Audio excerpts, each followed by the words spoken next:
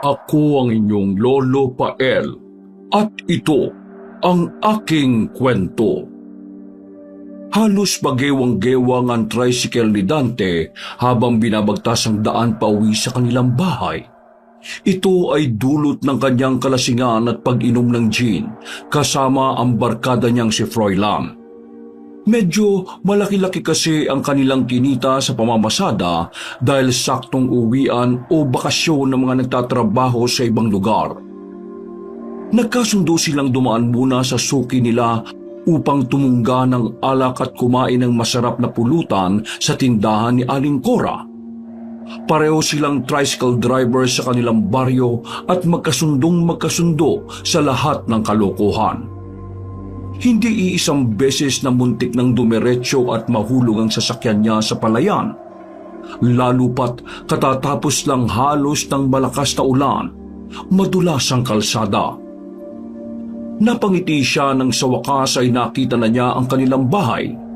Halos 6:00 pa lang ng gabi pero napakadilim na gawa ng mas mahaba ang gabi kaysa sa umaga sa buwan na yon. Malamig din ang simoy ng hangin na siyang nagbigay ng kilabot sa kanyang katawan. Isang klase ng kilabot na nakapagpataas ng kanyang libido at kahilingan sa makamundong ligaya. Pumasok siya sa kanilang bahay at agad niyang naamoy ang masarap na aroma ng niluluto ng kanyang misis na si Clara. Walang ingay siyang lumapit dito at agad na niyapos ang asawa at pinaliguan ng halik sa buong tenga at batok. Mula sa likod ay agad niyang dinakma ang malulusog nitong dibdib. Nagulat si Clara at bahagyang napatras. Ngunit bago pa siya makapagsalita, bumulong si Dante. Pilit na inaakit ang kanyang asawa. Clara, namiss kita. Ako, namiss mo ba, ha? Ano ba naman yan, Dante? Nagluluto ko ng hapunan natin eh. Bitiwan mo nga ako. Eto naman, naglalambing lang ang tao eh. Huwag ka nga makulit. May ginagawa ako. At saka teka, amoy chiko ka na naman. Wala ka na bang kasawa-sawa sa pag-inom? Hindi naman ako lasing eh. Nakainom lang. Parehas din naman yun. Hindi yung parehas. 1 o 2 lang naman yung iniinom namin ni Froilan. Pampainit lang ba? Kasi nga lamig sa labas eh. Ay nako, mabuti pa magbihis ka na doon. Nasa kama yung bihisan mo. Inihanda ko na kanina. Mamaya na yun. Halika na. Samahan mo muna ako. Maski isa lang. He, tumigil ka nga. Sige na. Huwag na akong tanggihan, Clara. Alam mo namang miss na kita eh. Miss na miss, halos gabi-gabi na lang ganito eh. Dante, pagod na ako sa maghapong gawain dito sa bahay. Ang dami kong nilaban kanina. Gusto ko naman magpahinga, please. Tigil na muna. Mabuti pa kumain ka na lang tapos matulog ka na. Puro ka naman reklamo eh. Eh anong gagawin? Alam nga namang hindi mo ako pagbigyan. Abay tungkulin mo yan, Clara. Trabaho mong paligayahin ako bilang asawa mo.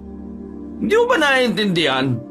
Ikaw lang ang nagpapagaan ng araw ko. Ang nakakapagbalis ng pagod ko. Sa'yo lang ako bumabawi.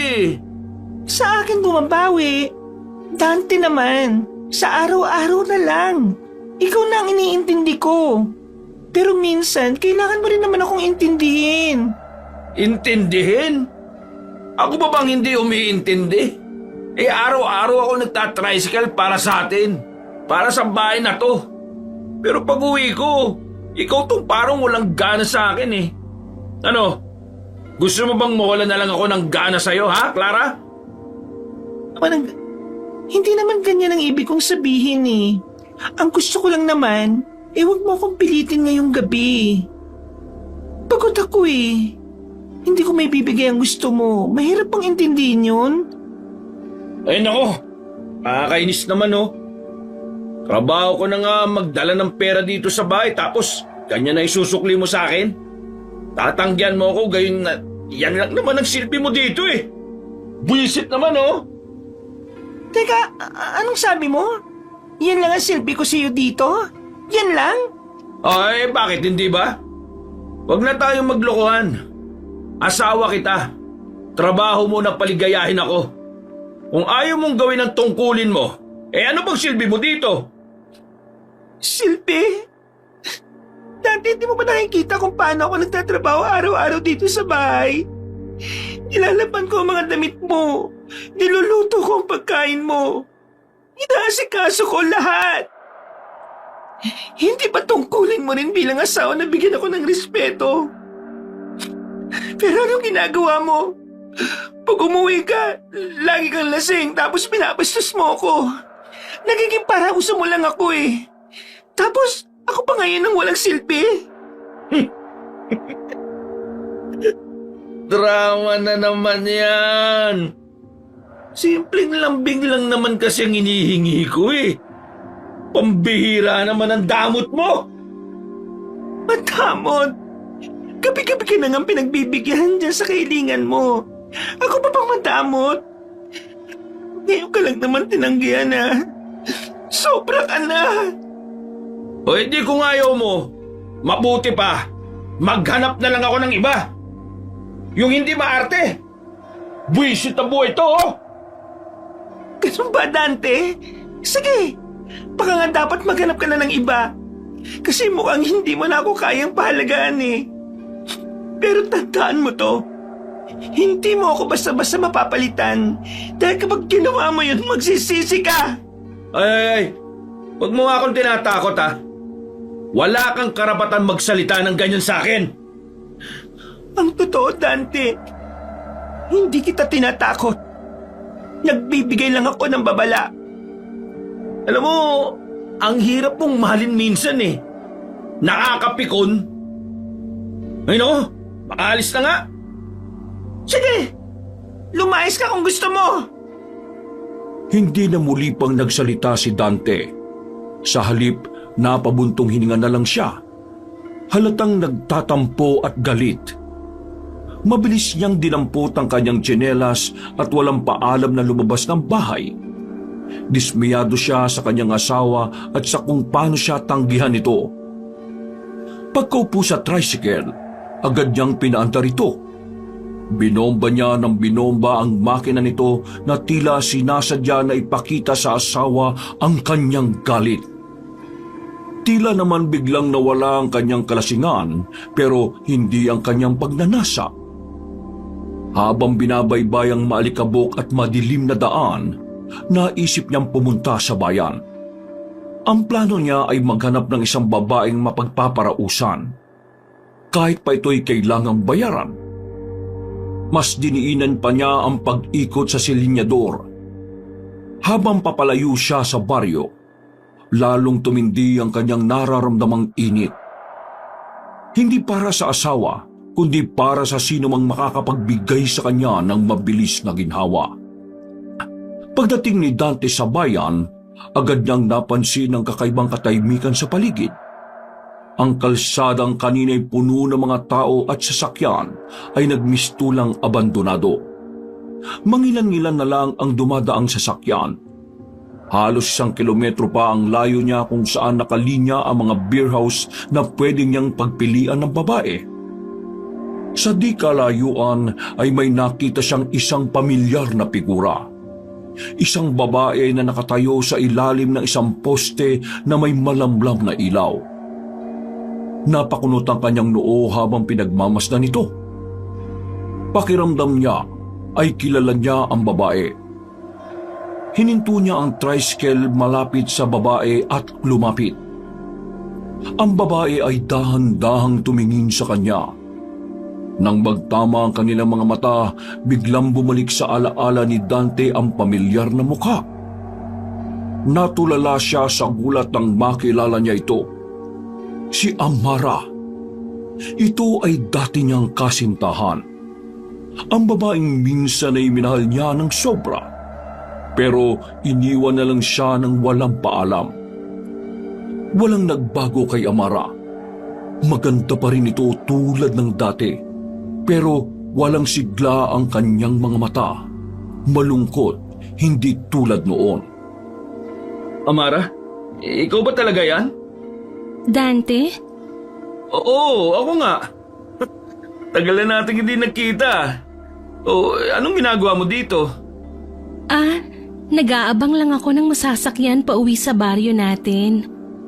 Ha? Bakit? Wala ka bang sundo? Alam ba ng mga magulang mo na pauwi ka ngayon sa atin? Wala akong sundo eh. Ang totoo niyan, kanina pa ako dapat nakarating kaso inabot ako ng traffic. Hindi rin alam nila nanay na darating ako kasi gusto ko sana silang sorpresahin. Kung ganun dito ko na lang sumakay sa tricycle ko. Hindi na siguro.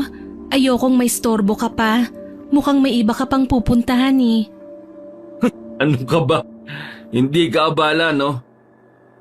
Anong silbi ng tricycle ko kung hindi man lang kita may hahatid? At saka, gabi na kaya? Delikado rito kapag ganitong oras. Hindi ka safe dito. Sigurado ka bang hindi kita maaabala? Oo naman. Para ka namang others eh. Lena, sumakay ka na. Bago pa lalong gumabi. Ikaw din. May gumagala kayong aswang dito sa atin. Aswang? Oo! Marami nang nagbago dito sa atin buhat nang umalis ka, Amara. Halika na! Sige na nga. Salamat ha. Buti na lang nandito ka. Hindi ko inakalang ikaw pa ang makikita ko at masasakyan pa uwi. Walang anuman, no? Pinaandar na niya ang tricycle. Halata sa mukha ni Dante ang labis na saya habang panayang sulyap niya sa dating nobya. Tila muling bumabalik sa kanyang isip ang kanilang nakaraan. Mga masasayang alaala na kanilang pinagsaluhan. Kabilang na dito ang dati nilang ginagawa bilang magkasintahan. Sa isiping yon ay tila naulol si Dante. Nagsimula na siyang di mapakali. Nagsimulang mag-init ang kanyang katawan. Panay ang sulyap niya kay Amara na walang kalamalam sa iniisip ni Dante sa kanya. Nakaupo ang dalaga na maayos ngunit dahil sa nais nitong maging komportable ay nag-iba siya ng posisyon sa pagupo. Bahagyang lumitaw ang makinis nitong hita mula sa suot na bestida. Doon dumapo ang makasalanang mata ni Dante. Matalim at puno ng pagnanasa. Alam mo, Amara, parang hindi ka tumatanda, no? Ang ganda-ganda mo pa rin eh. Bahagyang natawa si Amara. Hindi pansin ang mapanuksong titig ni Dante na naglalakbay mula sa kanyang mukha pababa sa kanyang katawan. Naku, bolero ka pa rin pala hanggang ngayon. Pero salamat sa papuri mo. Totoo naman kasi. Alam mo, sayang no? Sana pala hindi tayo naghiwalay nun. Siguro, 1 dosena ng anak natin. Ang tagal na nun. Dapat hindi mo na iniisip yon. Lalo na't may asawa ka na. Mas nakabuti nga di ba yung nagkanya-kanya tayo? Kasi tignan mo ikaw, sigurado ako na masaya ka sa misis mo. Masaya? Hindi rin, no? Sa totoo lang, hindi ako masaya. Bakit mo naman nasabi yan? Di ba matagal naman na kayong kasal? Oo, matagal na. Pero kulang eh. Wala kaming anak. Ganun ba? Kaya nga, nagsisisi ako eh. Sana, ikaw na lang. Sa bagay, tama ka. Pero di ba ikaw naman yung may kasalanan kung bakit tayo nagkahiwalay? Kasi pinagsabay mo kami ni Clara. Kahit sinong babae, Dante, lalayo. Tsaka pwede ba wag na nating pag-usapan yun? Hindi ako komportable eh. Mabuti pa mag-focus ka na lang dyan sa pagmamaneho mo. Ikaw ang pangarap ko nun eh, Amara. Kaya nga maski nabuntis si Clara nun, pinili kong ipa-abort yung anak namin kasi ikaw ang pinili ko. Anong sabi mo? Baliw ka ba? Pinalaglag niyo ang anak niyo? Oo eh, kasi ikaw yung gusto ko makasama nun eh. Pero bigla ka namang nawala. Bakit mo ba kasi ako tinakasan, Amara? Ha? Bakit? Huwag mo akong sisihin. Ang kasalanan mo ay kasalanan mo. Ang mga desisyon mo ay desisyon mo. Huwag mo akong idamay sa pagiging makasarili mo. Okay, sabi mo eh. Pero ngayon nandito ka na, bibigyan mo ba ako ng pagkakataon na patunayan ko ang sarili ko sa'yo? Anong pinagsasasabi mo? Hindi mo na kailangang patunayan niyang sarili mo kasi matagal na tayong tapos. May asawa ka na.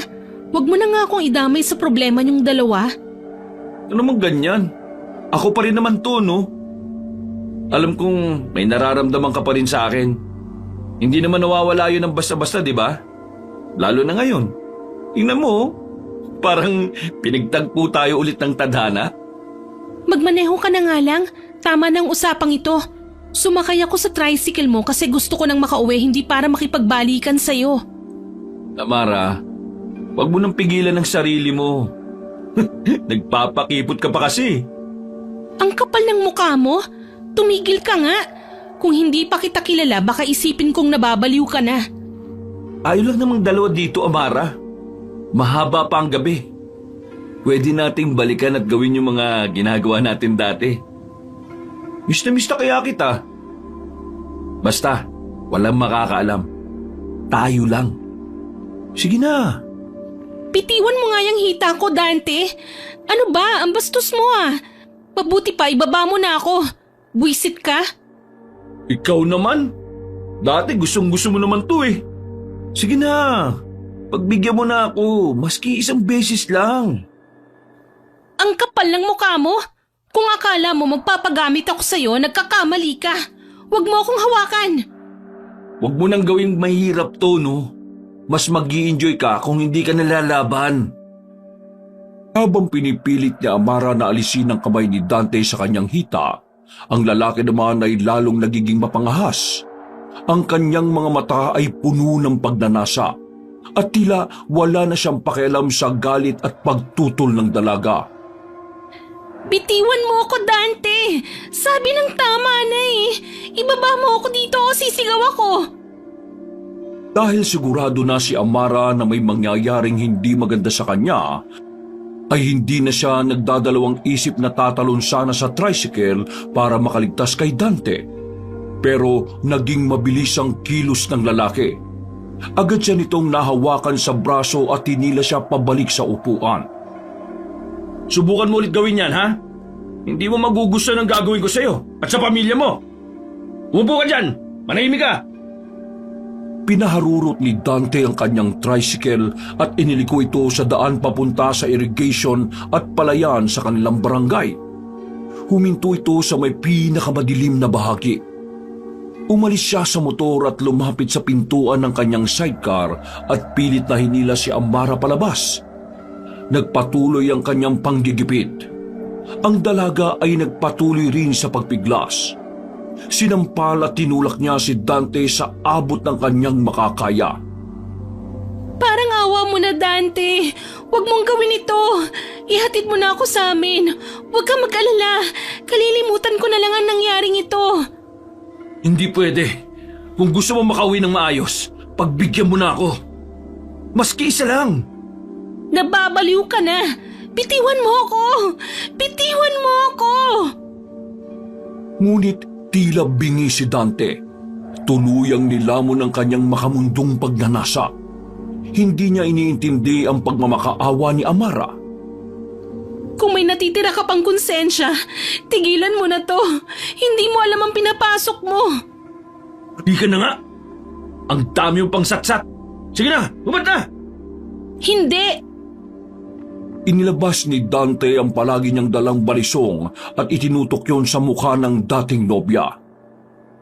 Tigilan mo na to habang may pagkakataon ka pa. Ano bang magagawa mo, ha? Kanina ka pa nagbabanta. Wala akong pakialam sa sinasabi mo, no? Ang gusto ko lang ngayon ay ang makaraos. Yun lang. Kaya sige na, ibigay mo na. Binalaan na kita. Hindi mo dapat sinubukan ng pasensya ko. Nagulat si Dante nang makita ang anyo ni Amara na tila nagbabago.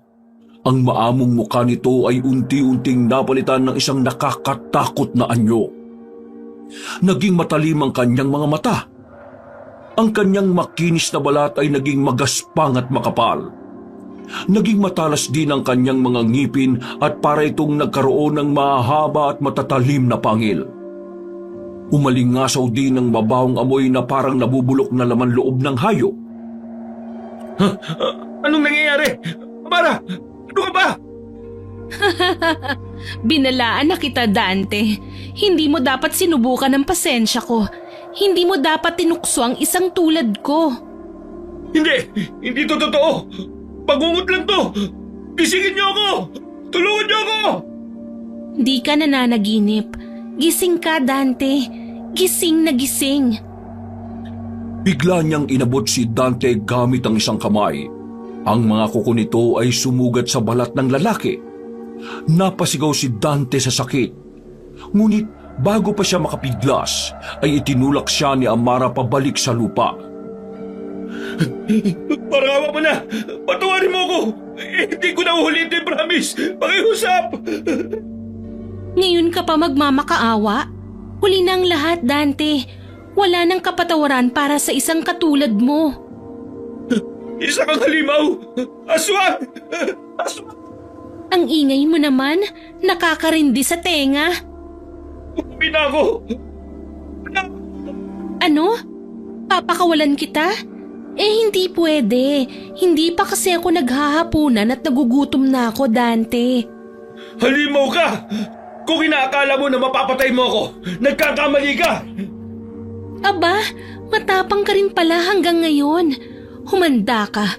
Tingnan natin kung hanggang saan ang kaya mo. Mabilis na umatake si Amara. Hinablot si Dante gamit ang kanyang matutulis na kuko.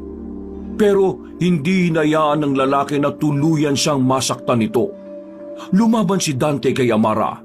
At kahit nanginginig sa takot, buong lakas niyang isinaksak ang balisong sa dibdib nito. Isang matinis na sigaw ang kumawala mula kay Amara. Ngunit hindi ito bumagsak. Hindi! Hindi mo ako mapapatay! Hayop ka, Dante! Muli siyang umatake. Ngunit si Dante ay mabilis na nagmaniobra. Iniwasan ang bawat galaw ng nilalang. Sa isang pagkakataon, napansin niya ang isang tuyong sanga ng kawayan sa tabi ng irrigation. Kinuha niya ito. Binasag ang dulo upang tumalas.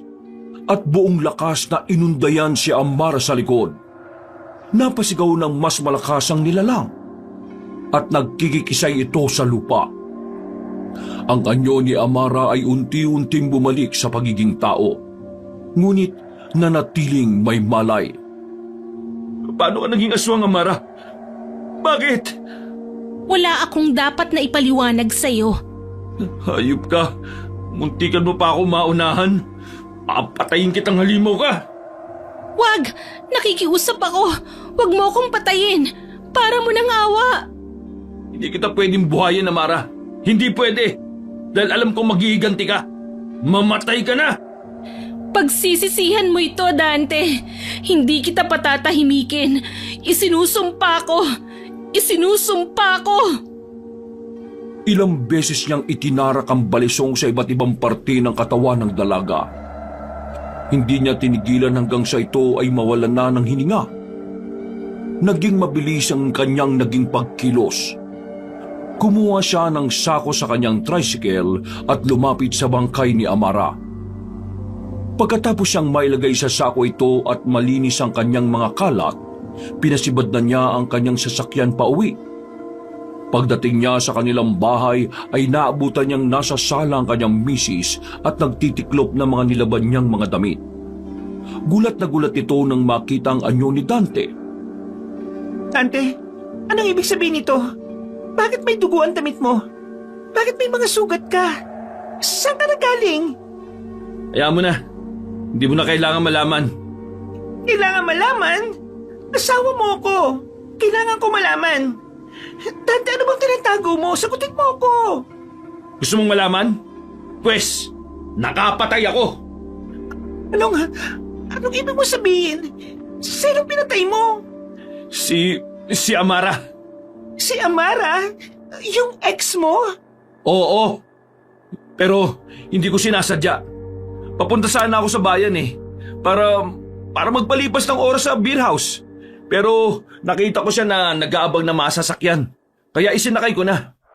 Hanggang sa mag-away kaming dalawa. Diyos ko naman, Dante. Anong kademonyo niyang pumasok sa utak mo para pumatay ka ng tao? Hindi ko to ginusto, no? Hindi ko alam kung anong nangyari. Bigla na lang akong nawala sa sarili ko at Nasaan siya? Saan mo dinala ang bangkay niya? wala na. Wala na yung bangkay niya. Hindi ko alam. Hindi ko matandaan eh. Pero tara na. Umalis na tayo dito. Umalis na tayo! Nasisira ka naman ng bayet? Bakit tayo aalis? Dahil ayoko makulong. Hindi ko naman sinadya eh. Nagdilim ang paningin ko. Patawarin mo ako, pwede? Patawarin mo ako, Clara. Bakit ka naman makukulong? Bakit? May nakakita ba sa'yo na kasama mo si Amara? Ha? Sa palagay ko naman wala. Yun naman pala eh. Walang nakakita. Walang ebidensya. Bakit ka nag-aalala? Clara, totoo ba? Gagawin mo to para sa akin? Bakit? Dahil mahal kita. At gagawin ko lahat para maitago yung ginawa mo. Salamat. Salamat, Clara. Malinis na ang kamay mo. Pero sana panatilihin mo lang yung malinis. Hanggat ako ang kasama mo. Niyakap ni Dante ang kanyang asawa. Matapos nilang nag-usap, lahat ng gamit ng lalaki na duguan ay sinunog ni Clara sa likod ng kanilang bahay. Makalipas ang ilang araw ay tahimik na bumalik si Dante sa kanyang pangkaraniwang buhay. Pero magmula nang nangyari ang karumal-dumal na pagpatay niya kay Amara, hindi na siya ulit namasada o nakipag-inuman sa kanyang kaibigan. Sa kabila ng kanyang pagtatangka na kalimutan ng nangyari, hindi niya maiwasang makaramdam ng kakaibang presensya sa paligid niya. Tuwing gabi, nararamdaman niya ang malamig na hininga sa kanyang batok. Minsan sa kanyang pagidlip, naririnig niya ang marahang tapak sa labas ng kanilang pinto.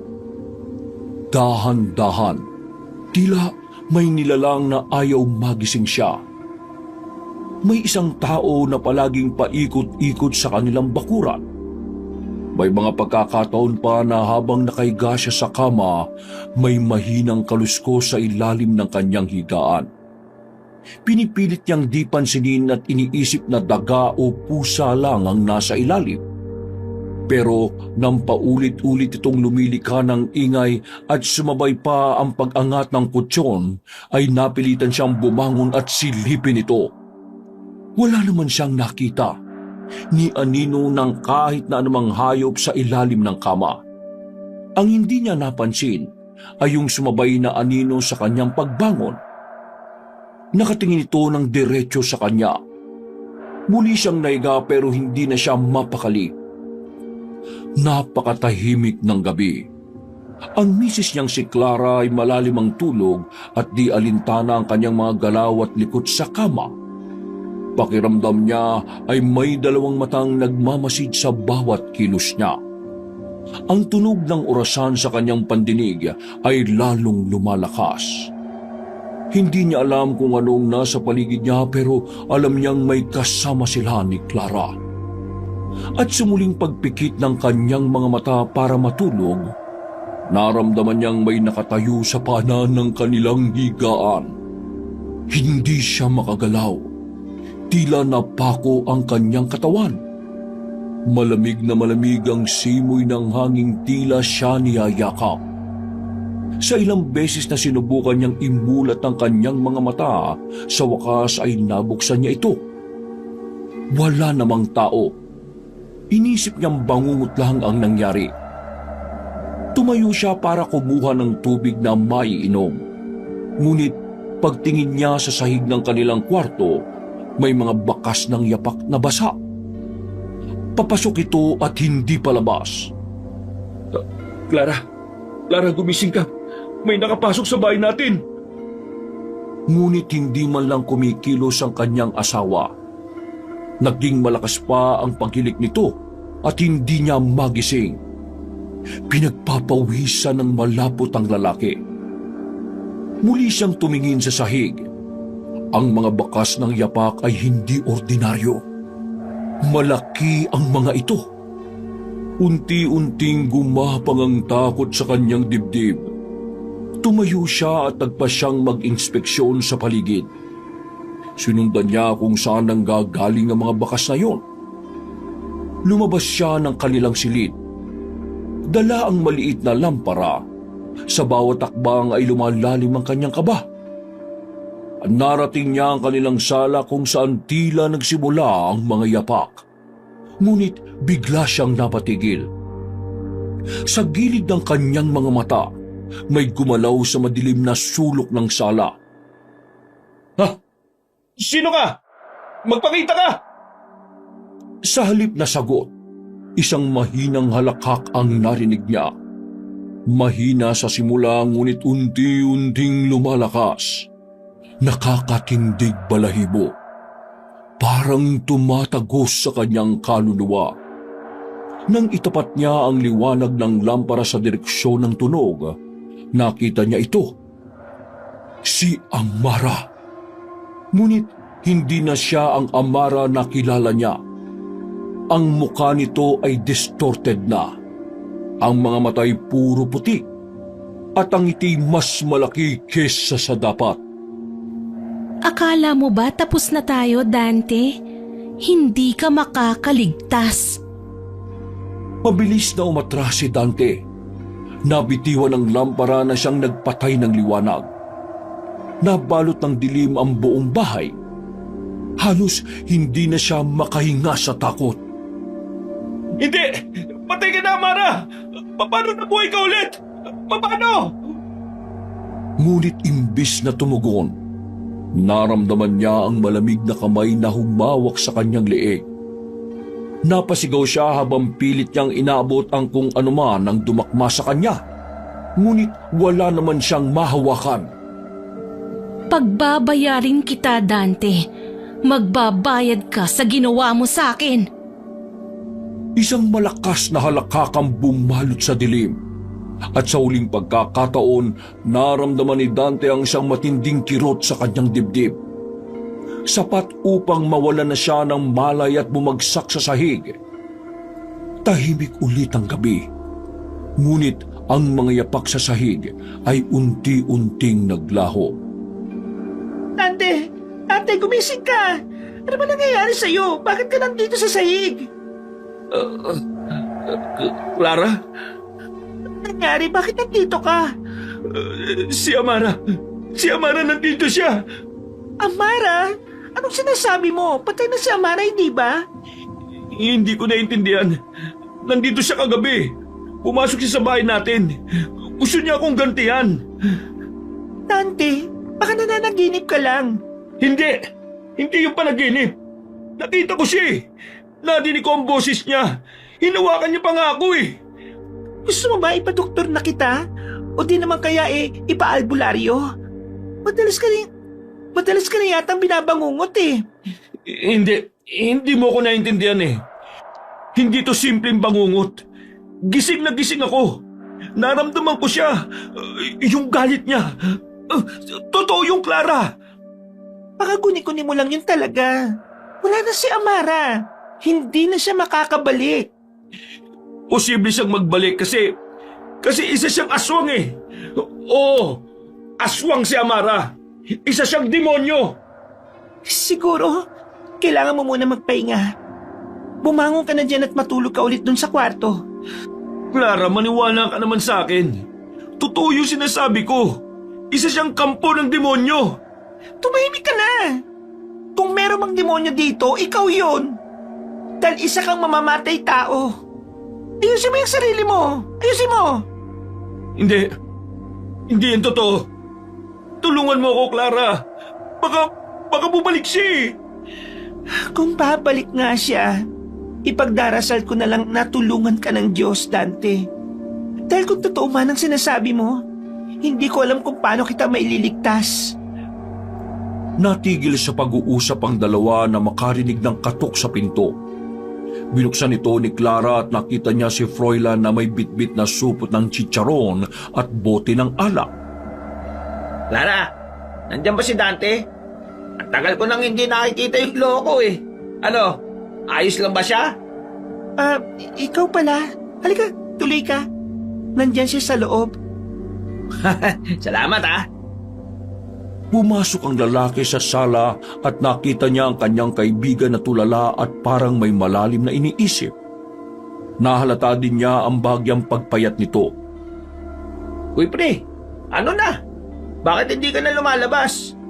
Saka, ba't parang pumayat ka yata? Ano ba nangyari? May sakit ka ba? Para ka ng multo sa itsura mo ah. Ano bang ginagawa mo dito? Siyempre, nandito para kumustahin ka. Ano bang nangyayari sa'yo? Ilang araw na kitang hinahanap sa umpukan eh. Minsan, hindi ka sumasagot sa chat.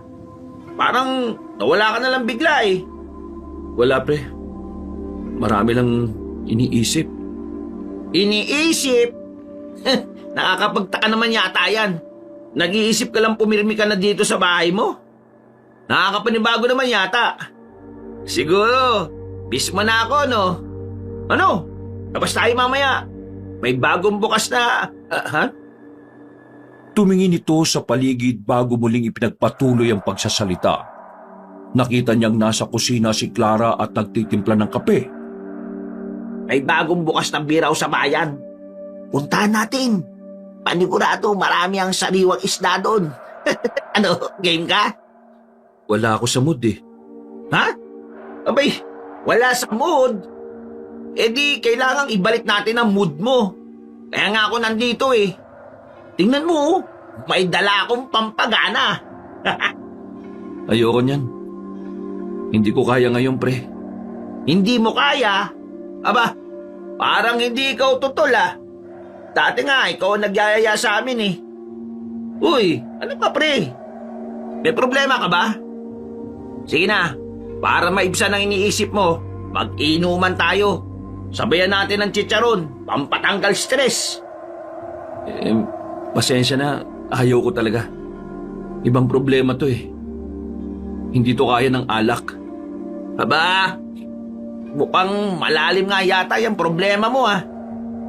Gusto mo bang pag-usapan natin? Ano bang nangyari? Wala. Hindi pa ako handang sabihin. Gusto ko na munang manahimik dito sa bahay. Ay, siya nga pala pre.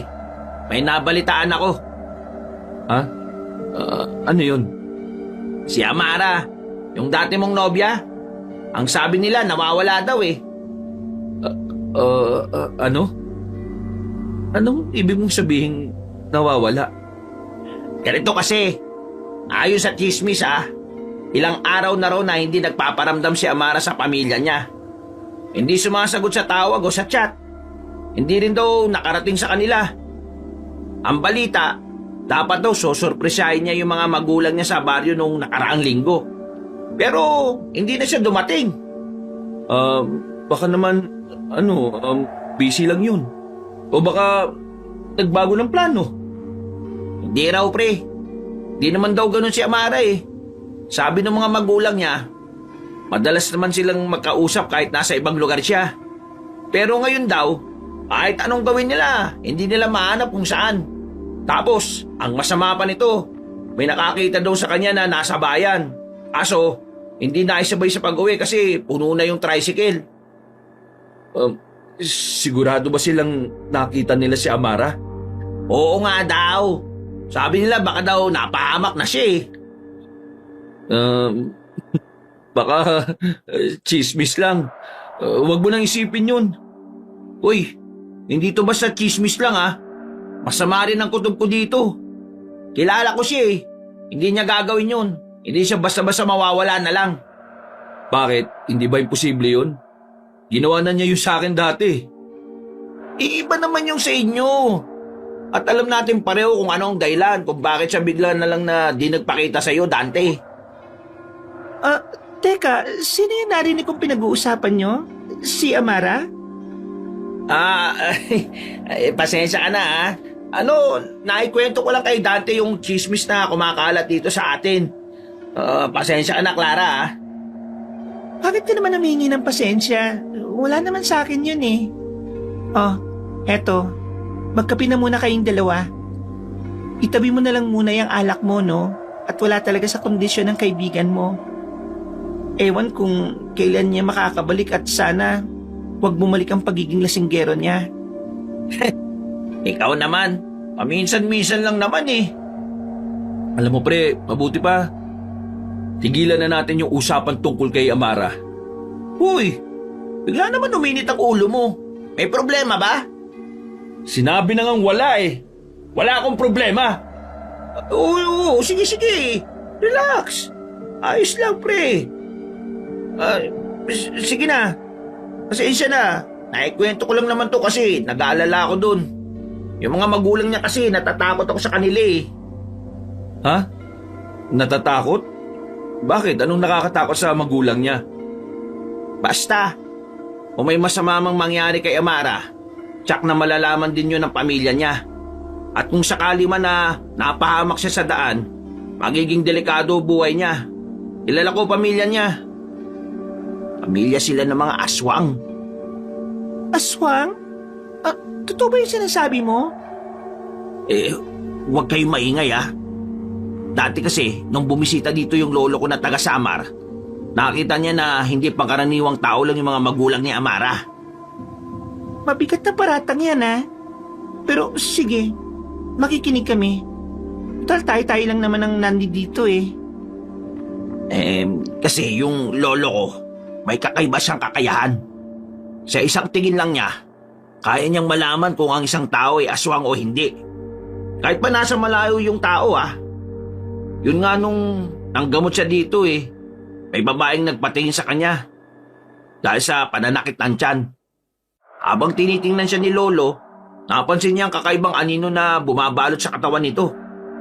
Pinagmasdan niya yung babae at sinuri gamit yung kanyang amuleto. Nang lumapit siya upang i-bless yung babae, bigla itong umatras at nagdahilan na kailangan na daw umuwi. Nakakasiguro ba siya doon?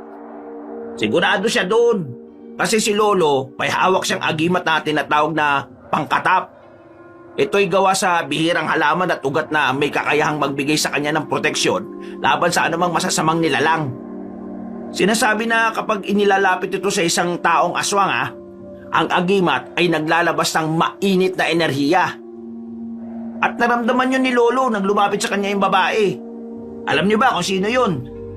Yun ang nanay ni Amara. Kaya delikado silang mga tao. Grabe naman. Hindi ko naman naramdaman na ganun sila. Yun nga eh. Hindi mo naman talaga mapapansin kung hindi ka mapagmasid. Pero nung sinabi niya yun, naging mas maingat na ako sa kanila. Tapos ngayon, bigla na lang nawala si Amara. Ewan ko ba? Pero hindi ko maalis sa isip ko na may connection yun eh. Pero kung ganun, hindi ba delikado rin yung pinag-uusapan natin to? Baka malaman nila at tayo naman ang balikan. Kaya nga sabi ko, huwag kayong maingay. At saka, wala naman tayong masamang ginawa eh. Nakukwento lang naman ako sa nalalaman ko. O sige na. Tama na yan. O sige, alis na ako. Galit na tong kaibigan ko eh. Kung may kailangan kayo magsabi lang kayo sa akin Saka pre, magpagaling ka. Miss na miss ka na ng barkada. Paglabas ni Froilan, naiwan sina Clara at Dante sa sala. Tahimik silang nagpapalitan ng tingin at panayang buntong hininga. Mukhang tama ka. Hindi pa nga tapos ang problema natin to, Dante. Sabi ko naman kasi sa iyo bakit hindi ka naniwala Aswang si Amara. Kitang-kita ko sa dalawang mata ko nung pagbabagong anyo niya. Pero bakit? Bakit niya ipinakita sa iyo yung tunay niyang pagkatao? Nalilito ako Ano bang dahilan? Meron ka bang hindi pa sinasabi sa akin? Meron ka bang ginawa sa kanya? Ha? Wala. Nasabi ko na lahat ng nangyari sa'yo. Huwag ka na nga magtanong ng tanong. Hindi mo ako maloloko. Alam kong may tinatago ka pa. Ano ba talaga nangyari ng gabing isinakay mo si Amara sa tricycle mo? Ba't parang may pinagtatakpang ka Ano? Aaswangin ka lang niya ng ganun-ganun lang? Ikaw talaga ang bibiktimahin niya ng gabing yon? Wala na ba siyang makitang buntis o bata? Di ba ganun naman yung karaniwang inaaswang ng mga ganong nilalang? Ha? Siguro. Anong siguro? Ba't parang di ka sigurado? Magsabi ka nga sa akin ng totoo. May ginawa ka ba kaya siya nagpakita ng ganun sa'yo? Anong ginawa mo kay Amara? Clara, tigilan mo na nga ako. Hindi mo alam pinagdaraanan ko. Hindi mo alam ang takot na nararamdaman ko nung gabing yun. Kaya nga gusto kong malaman eh. Pero paano ko maintindihan kung ang dami-dami mong itinatago? Sige nga Dante, sabihin mo. May kasalanan ka ba kay Amara? Ay nako, ayoko nang pag-usapan to. Ayoko rin. Pero paano kung tama si Froilan? Kung aswang din ang mga magulang niya at malaman nilang patay na ang anak nila? Paano kung maghanap sila ng hustisya? Paano kung malaman nila na ikaw ang pumatay sa anak nila? Ano gagawin natin? Paano ka? Paano tayo? Ay nako, hindi ko alam. Hindi ko na alam ang gagawin ko. Hindi ko naman sinadya lahat ng ito eh. Natukso lang ako. Natukso? Anong klaseng tuksong sinasabi mo? O sige na. Aaminin ko na. Yung gabing yun, nung nakita ko si Amara, may balak akong gawin sa kanya. Dante, sabihin mo nga na maayos. Hindi kita maintindihan eh. May balak akong gahasain si Amara. Hindi ko alam kung anong pumasok sa isip ko eh. Natukso ako. Nangiya ka. Paano mo nagawa yun? Yan na nga ba sinasabi ko sa'yo eh. Dahil sa kahiligan mo, sa kabampuyan mo, sa kalibugan mo. Kaya tayo naibig sa malaking problema na to. Dapat itinulog mo na lang eh. O kaya ikinuskus mo na lang yan sa pader. Ano ka ba naman? Paano? Kasalanan mo to eh. Ano? At bakit ko naman naging kasalanan? Nahihibang ka na ba? Kasalanan mo dahil naging madamot ka sa akin nung gabing yon. Kung ginawa mo sana yung obligasyon mo, di sana hindi na ako lumabas para maghanap pa ng babaeng masisipingan. Hindi ko nakita sana si Amara. Sana, hindi ko siya napatay. Dapat talagang taratado ka rin pala, no? Puro kalibugan kasi ang nasa isip mo eh. Wala kang kasawa-sawa. Tapos sa akin mo isisisi? Ayos ka lang ba? Hindi mo naiintindihan eh. Lalaki ako, Clara. May mga pangangailangan ako. Kaya mo naisip na gawin nyo kay Amara? Dahil sa pangangailangan mo? Napaka-demonyo mo! Hayop ka! Hindi ko nga sinasadya. Nawala ako sa sarili ko. Lasing ako nun. Nanghina ako. Lasing? Yun lang ba ang dahilan mo? Alam mo bang gaano kababa at kasuklam-suklam ang ginawa mo? Anong klaseng lalaki ka? Oo. Alam kong masama ang ginawa ko. Pero hindi ko naman naituloy yung panggagahasa eh.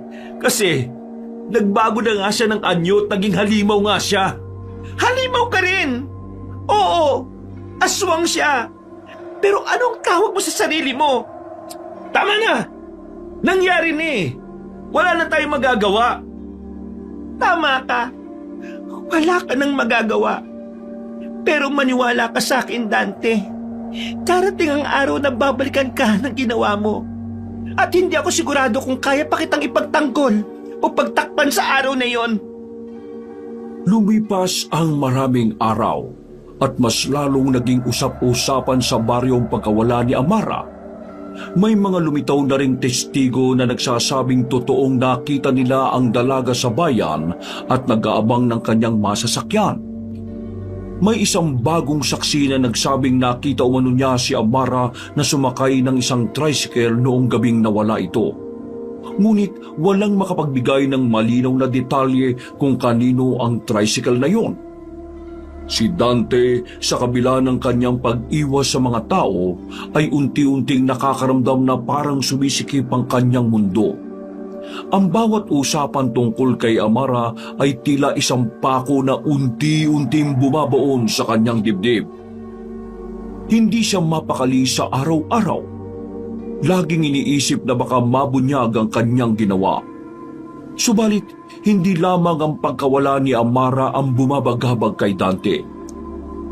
Napansin niyang nag-iba ang ugali ni Clara. Ang kanyang asawang dati tahimik at mahinahon ay madalas nang magalit sa maliit na bagay. hindi na rin ito nagsisimba tulad ng dati at tila mas naging malamig ang pagtrato sa kanya. Gabi-gabi, napupuno ng tensyon ang kanilang bahay. Habang si Dante ay abala sa pag-iisip kung paano mapapanatili ang kanyang lihim, si Clara naman ay tila may sariling mundo.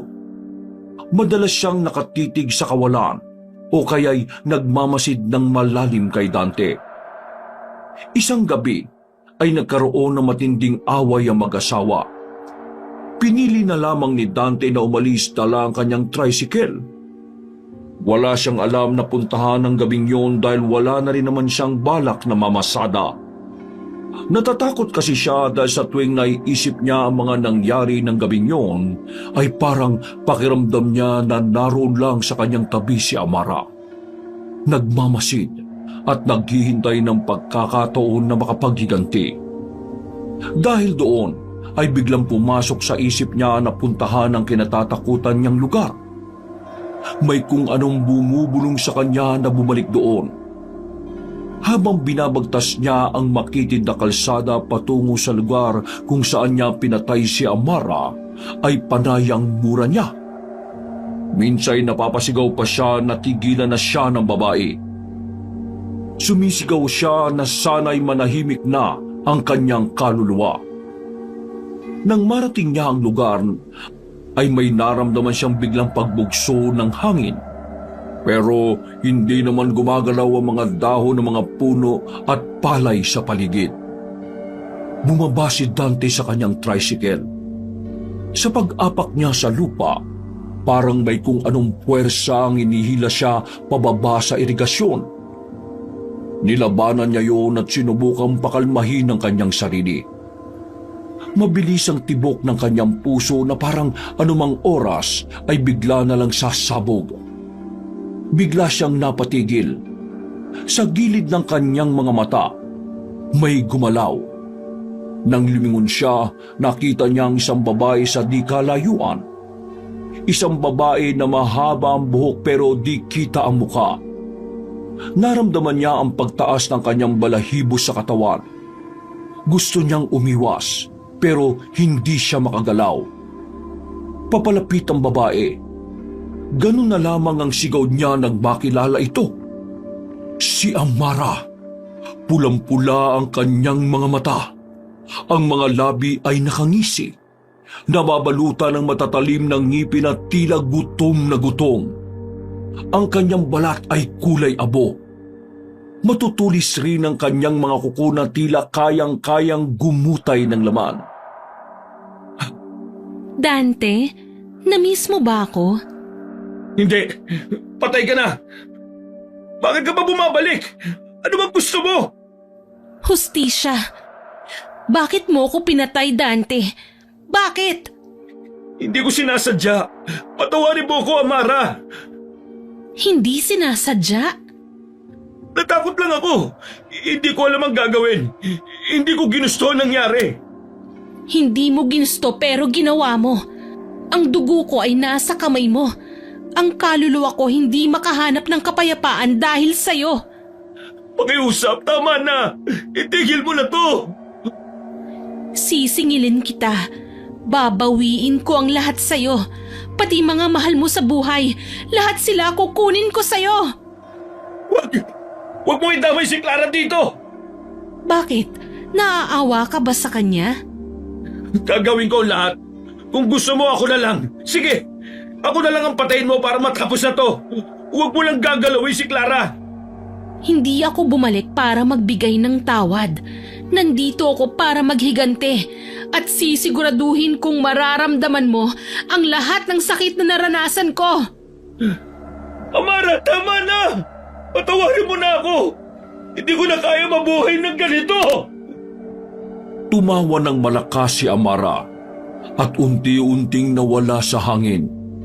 Naiwang nakahandusay si Dante na nanginginig at umiiyak. Pagkaraan ng ilang sandali, tumayo ito at pinilit na kalmahin ang sarili. Di na niya maintindihan kung ano ang nangyayari. Hindi ko na kaya. Ano bang gagawin ko? Gagawin ko! Hinakbang niya ang kanyang mga paa palabas sa lugar na yon. Dahil sa kalituhan at labis na takot ay nakalimutan niya ang kanyang tricycle. Para siyang isang ligaw na kaluluwa na wala ng patutunguhan. Hanggang sa naisip niyang umuwi. Pagdating sa kanilang bahay, naabutan niyang bukas ang pinto. Kaya naman diretso siya sa sala. At doon niya nakita ang isang babaeng nakatalikod. Ang babae ay tahimik na tahimik at di man lang siyang nakuhang lingunin. Ang suot nito, katulad ng damit ng huli niyang nakita si Amara. Amara, tumigil ka na oh. Itigil mo na ang panggugulo sa akin. Hindi gumalaw ang babae. Tahimik pa rin itong nakatalikod. Parang hindi siya naririnig. Huwag mo akong gawing baliw! Tama na! Ano bang gusto mo sa akin? Bigla niyang sinugod ang babae. Hinablot niya ito at agad na sinakal. Ito bang gusto mo ha? Tatapusin ko na to! Tatapusin ko na! Dante, ako to! Si Clara! Bitiwan mo ako! Natigilan si Dante. Parang binuhusan ng malamig na tubig. Agad niyang binitiwan si Clara. Ang asawa niya ay bumagsak sa sahig. Hinihingal at hinahaplos ang namumulang leeg nito. Clara, bakit naging ikaw? Ano ba ginagawa mo? Bakit mo ako sinasaktan? Baliw ka na ba? Akala ko ikaw siya eh. Akala ko ikaw si Amara. Clara, nagbanta siya na di niya tayo titigilan. Magiganti siya. Sa'yo, idadamay ka niya. Wala siya dito, ano ka ba? Napatigil si Dante. Nanginginig niyang hinawakan ng ulo. Tila hindi matanggap ang nangyayari. Kung na kaya to, papatayin niya tayo. Paano natin siya patitigilin? Di ko alam. Wala akong alam sa ganyan. Kung gusto mo, tanungin natin si Froilan. Diba, siya yung may kilalang albularyo. Baka matulungan ka niya. Pero, paano? Paano kung malaman ng albularyo yung ginawa natin? Anong ginawa natin? Ginawa mo. Ginawa mo yung mag-isa. Huwag mo ko idinadamay, no? Pero paano kung... Alam mas pipiliin mo? Yung habang buhay kang hinahabol ng konsensya mo? O yung patuloy siyang nanggagambala sa'yo? Mamili ka. O pwede rin namang ibigay mo na sa kanya yung hustisya na hinahanap niya. Hindi. Ayoko makulong. Pwes, hihingi tayo ng tulong sa albularyo. Kinabukasan ay lumapit ang mag-asawa kay Froilan. Pinuntahan nila ito sa kanilang bahay. Naabutan nila siyang may hawak na tasa ng kape habang nakikipag-usap sa ilang lalaki. Mukhang seryoso ang pinag-uusapan ng mga ito. Nang makita sila ni Froilan ay agad itong lumapit. Oh, mabuti naman at lumabas ka na, pre. Ano, kumusta? Tara, halika dito sa bahay, tuloy kayo. Kailangan namin ng tulong mo. Pwede ko ba namin makausap? Ha? Tungkol saan? Tungkol sa... Wala. Napapraning lang tong kumari mo eh. Pumunta kami dito kasi nalulungkot na ako sa bahay eh. Namimiss ko na kayo. Ano ba pinag-uusapan niyo dyan ha? Ay, wala ang iba kundi tungkol kay Amara. Ha? Bakit? May balita na ba tungkol sa kanya? Wala pa nga eh. Para nangang baliw yung pamilya niya kakahanap sa kanya. Lahat pinaghihinalaan. Isa-isa nilang iniimbestigahan kung sino yung huling nakita siyang sakay. Ikaw, hindi ka ba nila pinupuntahan? Ako? Bakit ako? Anong kinalaman ko dyan? Hindi ko naman sinabi may kasalanan ka eh. Pero lahat kasi ng driver ng tricycle dito pinupuntahan nila at tinatanong. Baka daw isa sa atin ang nakapagsakay sa anak nila. Meron na bang umamin? Wala pa. Pero mukhang hindi titigil yung pamilya niya hanggat hindi nila nalalaman kung anong talaga yung nangyari. Nakakatakot na nga. Parang lahat na dito takot na magtrabaho sa gabi. Alam niyo ba na may usap-usapan dito sa atin na may mga aswang sightings na daw? Ano? Aswang sightings? Nakakita na ng aswang dito sa atin. Malakas ang kutob ko na kumikilos na sila. Nakakatakot na talaga lumabas lalo na sa gabi, no? Tapos lahat ng tao dito sa atin nag-aabang sa balita kung ano talaga ang nangyari kay Amara. Nakakatakot naman. O pre, okay ka lang? Parang bigla kang namutla Ha? Hindi Alam mo namang nagkasakit ako, di ba? Ay, oo nga no. Bakit di ka ba magpatingin sa doktor? Gastos lang yun Wala akong kita ng ilang araw na dahil dito sa sakit na to. Kung wala kang pera, antayin mo na lang yung lolo ko. Sabi niya uuwi siya dito sa isang araw Magaling yun. Mapapagaling ka nun, sigurado ako. Yun naman pala Salamat, Froilan Maraming salamat talaga. Sige. Naalis na kami. Sabihan mo na lang kami kung nandito na yung lolo mo. Sure, walang problema. Basta sa'yo, nanginginig pa. O sige, alis na kami. Marami pa kasi kaming pupuntahan Oy, teka. Naglalakad lang kayo? Asan yung tricycle mo, pre? Ha? Yung tricycle? Nandun sa bahay. Hatid ko na kayo. Naku, wag na. Mas okay na tong makakapaglakad-lakad tong si pari mo para ma-exercise. Ganun ba? Sa bagay. O sige, ingat kayo Pagkalayo ng dalawa kay Froilan at sa iba nilang kasamahan, ay napahinto si Clara at humarap kay Dante. Nakita mo na? Pati mga driver iniimbestigahan na. Ano plano mo? Maghintay ka na lang ba na matuntun nila ang ginawa mo? Hindi ko alam. Hindi ko alam kung anong gagawin ko. Nasa ba yung tricycle mo? Nandun nga sa may irigasyon. Ano? Bakit nandun? Bakit mo dinala dun? Hindi ko alam. Mabuti pa ikunin natin kasi baka mamaya may makakita na nandun yung tricycle. Mapaghinalaan pa ako kung sakali. Ha? Bakit naman? Kasi doon ko pinatay si Amara. Ano? Ipilisan natin. Baka mamaya may makakita dun. Tirik na ang araw nang marating nila ang irigasyon. Nakita nila na nakatabi ang kanyang tricycle. Agad na napansin ni Clara ang biglang sumalubong na mainit na hangin. Hindi lang mainit, dahil napatakip din siya ng kanyang ilong nang malanghap ang masangsang na amoy na tulad ng nabubulok na bangkay. Halos masuka siya sa baho. Ngunit si Dante ay wala namang naamoy na kakaiba. Kaya takang-taka ito sa ikinikilos ng asawa. Hindi pa man sila nagtatagal sa lugar ay bigla na lamang nagsisisigaw si Clara.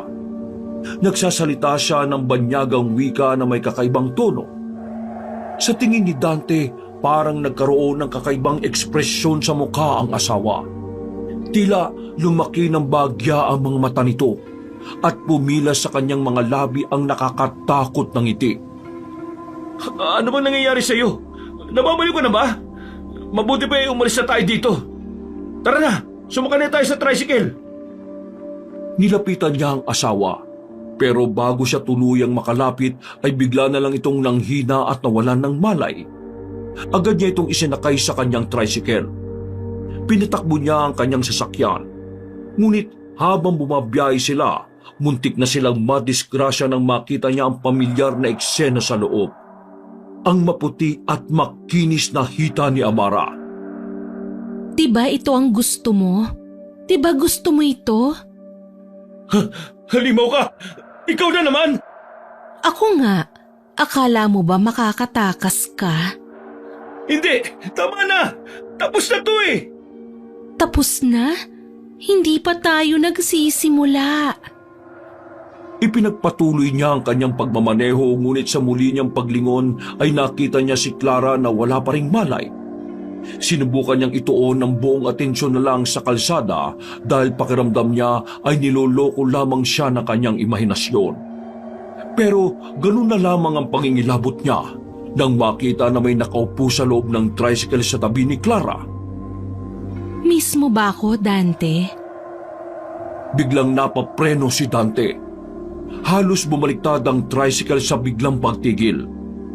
Lumingon siya at doon niya nakita si Amara. Nakaupo ng diretsyo. Nakasuot ng parehong damit noong gabing yon. At ang mga matay nanlilisik. Kinalimutan mo na ba yung ginawa mo sa akin? Hindi ko sinasadya. Natakot ako kaya ako nagawa yun. Pakiusap, lubayan mo na kami. Natakot ka? Ikaw? Paano ko, Dante? Paano ang takot ko nung gabing yun?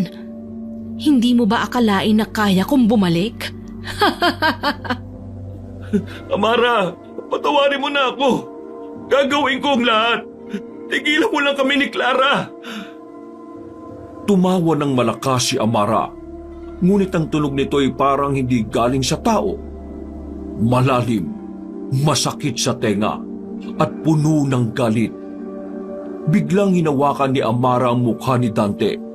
Sa halip na malamig, ang kanyang haplos ay masakit. Parang nag-aapoy. Walang hindi sinasadya, Dante. Sinadya mo. At ngayon, sisiguraduhin kong mararamdaman mo ang bawat sakit at bawat takot na naramdaman ko. Sa isang iglap, naglaho si Amara at naiwan si Dante na nanginginig at hinihingal. Ngunit yung inakala niyang wala ng presensya ay bigla niya itong nakita sa anyong anino. Nasa tabi ito ni Clara at hindi humihiwalay. Sa loob ng 2 araw at 2 gabi, halos hindi makatulog si Dante. Sa bawat sulok ng kanilang bahay ay nakikita niya ang anino ni Amara na nakatabi sa kanyang asawa. Maski sa kanilang pagtulog, sa bawat paglingon ni Dante, mukha ni Amara ang kanyang nakikita. Hindi kumukurap ang mga mata, palaging nakabantay. Diyos naman, hanggang kailan ko ito titiisin? Nawala na rin sa tamang wisyo si Clara. Hindi na ito umiimik, hindi na rin makausap na maayos. Palagi itong nakatingin sa malayo. Mahal, palala na ng palala ang sitwasyon. Mabuti pa siguro umalis na tayo dito. Ngunit hindi sumagot si Clara. Patuloy lang itong nakatitig sa kawalan. Ang mga matay namumula dahil sa hindi pagkakatulog. Clara, pakinggan mo ako. Nakikiusap ako, ano ba? Sa wakas, nagsalita si Clara. Ngunit ang tinig nito ay malamig at hindi pangkaraniwan. Bakit, Dante? Takot ka ba? Hindi ba ito ang gusto mo? Mara? Bigla na lamang tumawa si Clara. Ngunit ang tawa nito ay hindi sa kanya. Kilalang kilala ni Dante ang tawang yon. Yon ang halakhak ni Amara. Oo, Dante. Ako ito. Anong pakiramdam na magkasama tayong muli? Kami at si Clara ay naging isa na. Tigilan mo na ito. Clara, lumabang ka. Huwag ka magpapatalo sa kanya. Ngunit muling tumawa si Amara sa katawan ni Clara. Habang unti-unti itong lumalapit kay Dante. Bakit, Dante? Akala mo ba makakatakas ka sa akin? Kahit saan ka magtago, nasa tabi mo ko. Nasa tabi ng asawa mo. Sa bawat saglit, sa bawat buntong hininga mo, naririto ako. Tigilan mo na kami. Hindi mo na mababago ang nangyari. Tama ka. Hindi ko na mababago ang nangyari. Pero sisiguraduhin kong pagbabayaran mo ang lahat, Dante. Sa bawat segundo ng buhay mo, mararamdaman mo ang sakit ng pagkamatay ko. Sa puntong yon, biglang nawalan ng malay si Clara at bumagsak ito sa sahig. Nanginginig si Dante. Hindi alam ang gagawin. Alam niyang kailangang tapusin na ang lahat ng ito bago pa tuluyang mawala sa kanya ang kanyang asawa. Kinahapunan ng sumunod na araw, dumating sa kanilang bahay si Mang Andres na lolo ni Froilan. Isa itong kilalang albularyo sa Samar. Sa kanyang pagdating, dala niya ang kanyang gamit. Isang bayong na puno ng mga dahon, langis at iba't ibang kakaibang bagay. Kasama niya si Froilan. Nagulat sila nang buksan ang bahay ng mag-asawa. Mas lalong nagalala si Froilan dahil halos parehas ng tulala ang dalawa sa isang sulok ng kanilang bahay. Hindi umiimik, ni hindi pansin ang kanilang presensya. Dante, Clara, anong nangyayari dito? Hindi gumalaw ni sumagot ang dalawa. Halatang wala sila sa kanilang tamang ulirat. Bigat ang presensya dito. Nararamdaman ko na may isang bawa dito. Lumapit si Mang Andres sa mag-asawa. Ininspeksyon ang kanilang kalagayan. Inilabas niya ang kanyang bayong at sinimulan na ang pag-aayos ng mga gamit. Lolo, anong ibig sabihin nito? Bakit ganyan sila? Saka ano yung bawa? Ayon sa pagpapaliwanag ng matanda, ang bawa ay isa sa pinakanakakatakot na uri ng aswang dahil palagi itong naiuugnay sa paghihiganti. Isang kaluluwa na hindi natatahimik dahil sa matinding galit sa kawalan ng hustisya. Ang itsura ng aswang na ito ay maaaring silang magpakita sa anumang anyo na gusto nila. Pwedeng tao, pwedeng halimaw. Pero ang pinakakaraniwan nitong anyo ay tila isang anino na kayang-kayang lumusot sa maliit na siwang ng bahay. Isa itong nilalang na nabubuhay para lang sa paghihiganti. Mga aswang na namatay na may labis na galit, namatay na walang hustisya, tulad ng biktima ng karahasan o pang-aabuso. Nagiging bawa kung hindi ito nagkaroon ng katarungan ng kanilang pagkamatay. Isa sa kakayahan ng aswang na ito ay ang sumanib sa tao. Sa ganitong estado, nawawala ang kontrol ng tao sa kanilang sarili. Nagiging tulala, nagiging agresibo o kaya naman ay tuluyang nababaliw. Ang bawa ay immortal. Hindi tinatablan ng karaniwang paraan lang ng pag-atake. Hindi rin ito natitinag sa panalangin kung walang espesyal na ritual. Tanging ang biyasang albularyo lamang ang may kakayahang labanan ng bawa.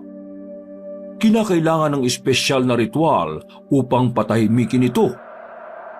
Bukod dito, ang paghingi ng tawad ng taong nakasakit sa kanya ang isang paraan para mawala ang puot ng ganitong uri ng aswang. Ganun pa man, bihira itong mangyari dahil karamihan sa mga may sala ay natatakot harapin ang kanilang mga naging kasalanan. Anong gagawin natin, Lolo? Paano natin tutulungan ng mga kaibigan ko? Habang nagsasalita si Froilan, biglang gumalaw si Clara. Tumingin ito ng diretso kay Mang Andres, ngunit kakaiba ang anyo ng kanyang mga mata. Itim na itim at tila wala ng buhay. Hindi kayo dapat naririto. Hindi ako aalis hanggat hindi niya pinagbabayaran ng kanyang kasalanan. Ha? Kilala ko yung boses na yan Pero imposible. Si Clara kasi yan, Lolo Siya yung asawa ng kaibigan ko pero bakit ganun? Iba yung boses niya. Hindi na siya, Froilan. Sinaniban siya ng kaluluwang naghahanap ng hustisya. Inilabas ni Mang Andres ang isang bote ng langis at iwinisik ito sa katawan ni Clara. Tumindig ito at sumigaw ng isang nakakapanindig balahibong sigaw. Tila biglang natauhan si Dante at nagpalipat-lipat ang tingin nito sa mga tao sa paligid niya. Hindi niyo ako mapipigilan. Wala kayong magagawa para iligtas siya. Kasalanan niya ito. Kasalanan niya ang lahat. Hindi ka namin kaaway, kaluluwa. Pero hindi rin tama ang ginagawa mong paghihiganti. Patahimikin mo na ang sarili mo. Patahimikin? Paano ko matatahimik kung patuloy siyang humihinga habang ako'y nasa... Magbabayad ka. Magbabayad kayo. Amara, ikaw ba yan? Lolo, anong ibig sabihin nito? Si Amara patay na. Kung kilala mo ang boses niya, Tama nga. Marahil siya ang sumanib kay Clara. Diyos ko, ano nangyari sa'yo, Amara? Hinahanap ka na ng magulang mo eh. Nasaan ka ba? Ngunit imbis na sumagot, ay tumitig ito ng masama kay Froilan. Umalis na kayo! Pabayaan niyo na ako! Gusto ko lang ng hustisya. Hindi ako masamang tao. Pero pinatay niya ako. Pinatay niya ako. Dante, totoo ba sinasabi niya? Sinong pumatay sa kanya? Ikaw ba? Hindi ko siya pinatay. Sinungaling ka. Papatayin ko ang asawa mo. Kakainin ko ang kanyang kaluluwa at isusunod kita. Lolo, kaya mo ba siyang pigilan? Baka kung anong mangyari kay Clara eh. Nagwika ng orasyon ng matanda habang pinapatak ang langis sa paligid ni Clara. Hindi madali ito. Lumayo muna kayong dalawa. Magdasal kayo. Huwag kayong bibitaw sa panalangin ninyo. Hetong libro, basahin niyo ituturo kong kapitulo. Iniabot ng matanda ang libro sa dalawang lalaki. Nagsimula silang magdasal at magbasa. Hindi madali ito. Ang galit ng kaluluwa ay malalim at matindi. Amara, ako na nagmamakaawa. Ako na ang pagbalingan mo. Huwag mong saktan si Clara. Wala siyang kasalanan. Nung ko pa sinabi sa iyo to, di ba? Makinig ka naman. Wala siyang kasalanan? Kasama siya sa lahat ng ito. Tumahimik siya kahit alam niyang mali ang ginawa mo. Oo! Lahat ng ito. Amin. Pero huwag mong idamay ang asawa ko. Alis! Lumabas ka sa katawan ng babaeng ito! Hindi ka nakabilang sa mundong ito! Hindi niyo ako mapipigilan. Babawiin ko ang katarungan. Biglang nagsimulang magliyab ang paligid ni Clara.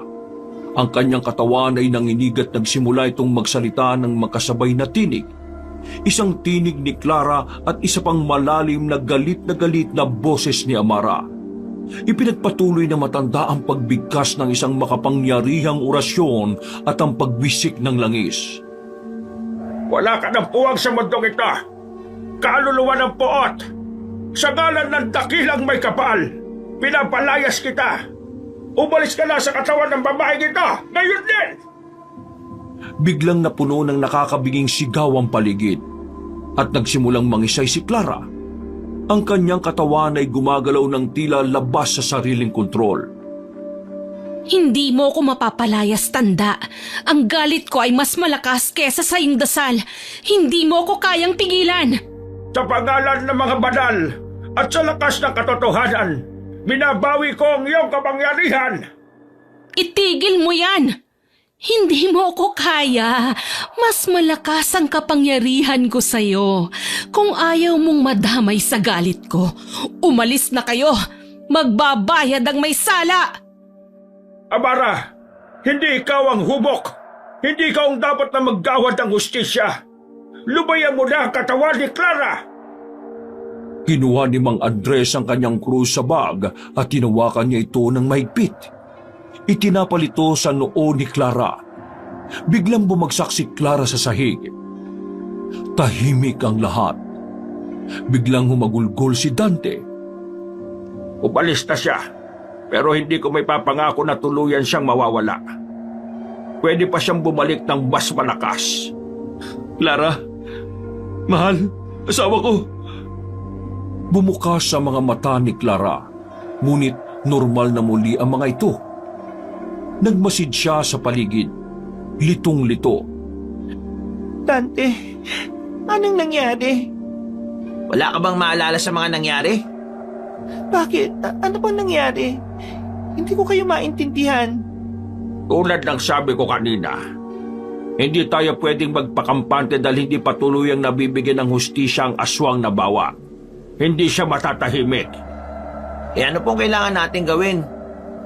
Ang tanging paraan para tuluyang mapatahimik ang kaluluwa ay ang pagbibigay ng hustisya.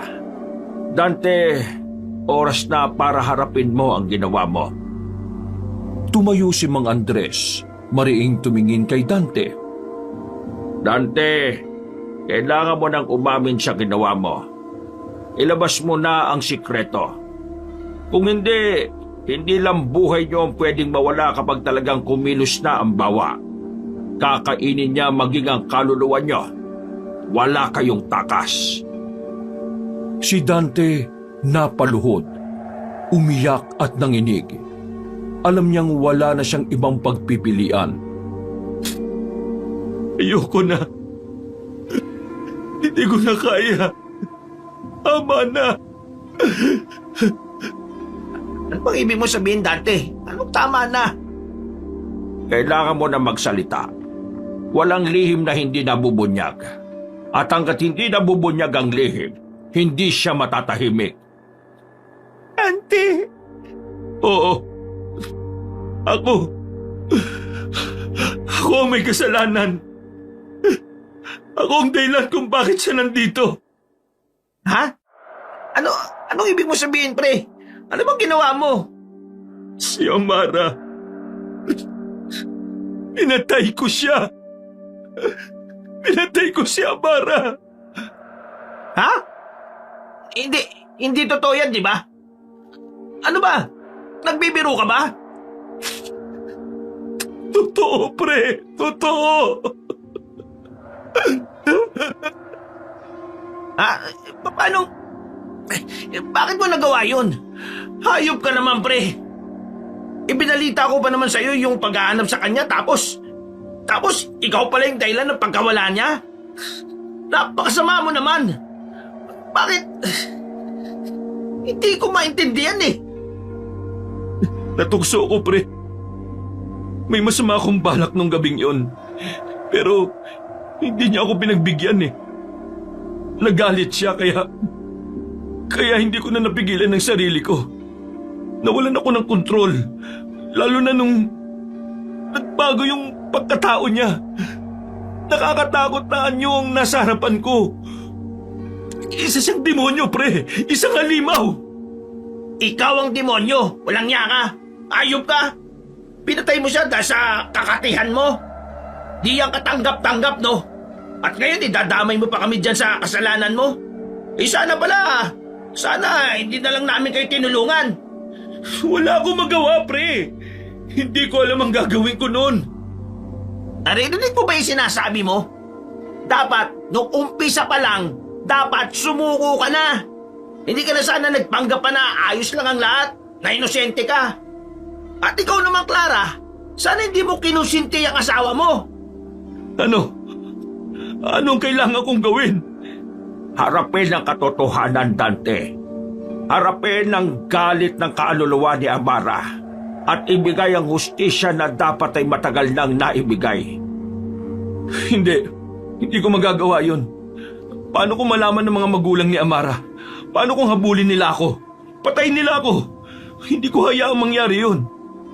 Eh di mamatay ka. Sa ginawa mo, wala kang karapatang mabuhay ng payapa.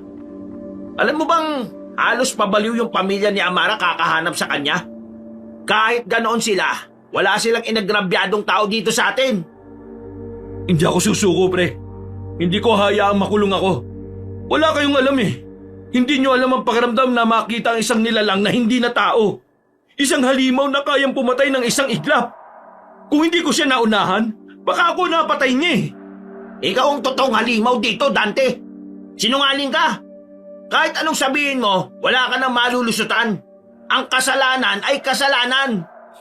Roylan, tulungan mo ko. Alam kong galit ka. Pero hindi ko kakayanin to na mag-isa. Ngayon, wala na akong may tutulong sa'yo. Hindi. Biglang bumukas ang bintana. Isang malamig na ihip ng hangin ang dumaan. At sa gilid ng kanyang mga mata, nakita ni Dante ang isang aninong lumabas mula sa dilim. Ang figura ni Amara. Maputla, nakatayo sa sulok ng kwarto.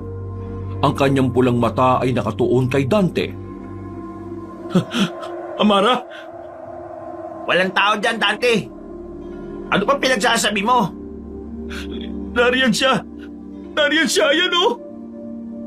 Ngunit tumagos lang ang figura ni Amara sa dingding. Naglaho kasabay ng malamig na hangin. Dahil hindi mapilit ng dalawa si Dante ay napilitan na lamang silang umuwi at pabayaan ito. Ngunit nag-iwan ng isang paalala ang albularyo na hindi nito matatakasan ng mga maling nagawa. Nagmamadaling nag-impake sina Dante at Clara sa takot na baka isuplong sila ni Froilan. Paglabas nila ng bahay, agad nilang sinakyan ang tricycle ni Dante. Dante, tama ba itong ginagawa natin? Paano kung mas lumala pa ito? Sumuko ka na lang kaya. Sumuko tayo. Kung gusto mo, ikaw ang sumuko. Pero ako aalis ako sa baryong ito, Clara. Lalayo ako't magbabagong buhay sa ibang bayan. Ang lahat ng ito, kakalimutan ko.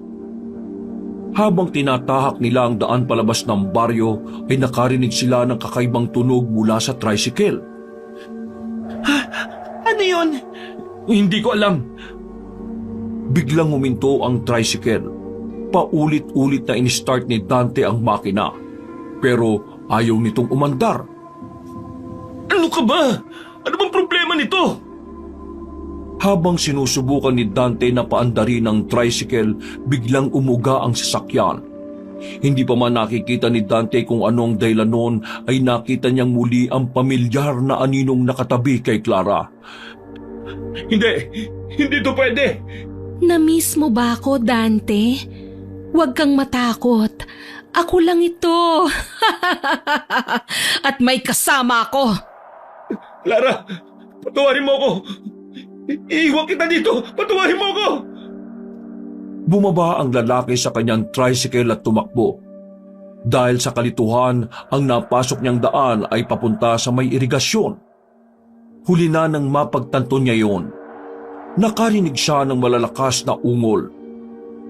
Akala nyo ba makakatakas kayo? Muli ang katawan ni Clara ay nasakop ni Amara. At ito ang ginamit niya upang siya ay tila makabalik sa buhay. Nagawa nitong kontrolin ito. Nagawa niyang magbago ulit ng anyo. Naging isang halimaw na di lang kinakain ng pisikal na katawan ng kanyang biktima. Kumakain din ito ng kaluluwa. Hindi! Tama na, Amara! Patawarin mo na ako! Papatayin kita! May lumitaw na dalawang hayop sa harapan ni Clara. Dalawang mababangis na baboy ramo. Bigla itong nagbago at ipinakita ng mga ito kay Dante ang kanilang mga tunay na anyo. Sila ang mga magulang ni Amara. Nalaman ni Dante na di nga talaga nanahimik si Froilan. Ipinagkalat nito kaagad sa mga tao ang kanyang nalaman. Sa isang iglap, ang mga kuko ni Clara ay naging mas matalas. Biglang nagtaas ng kamay ang ina ni Amara at nagsalita ng mga salitang hindi maintindihan. Napasigaw si Clara. Ang kanyang mga mata ay naging pula.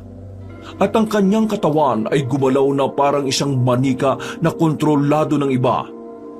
Nilapitan nito si Dante na noon ay tila natuod na sa kanyang kinatatayuan at maski anong gawin niyang pagsubok na makahakbang ay hindi niya magawa.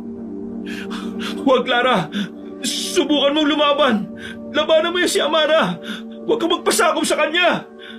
Kailangan mo nang magbayad! Biglang naramdaman ng lalaki ang matatalim na kuko nito na pumunit sa kanyang laman mula sa dibdib pababa sa kanyang tiyan. Hindi tumigil si Amara. Para itong tuwang-tuwa sa kanyang ginagawa. Hindi niya tinigilan ng lalaki hanggang sa mawala na ito ng buhay. Humandusay sa gitna ng kalsada ang kanyang bangkay. Agad na nilapitan ito ng mga magulang ni Amara at kanilang kinain ng laman loob. Matapos makapagiganti, ay lumabas na ang kaluluwa ni Amara sa katawan ni Clara. Laking panlulumo nito nang makitang patay na ang kanyang pinakamamahal na asawa.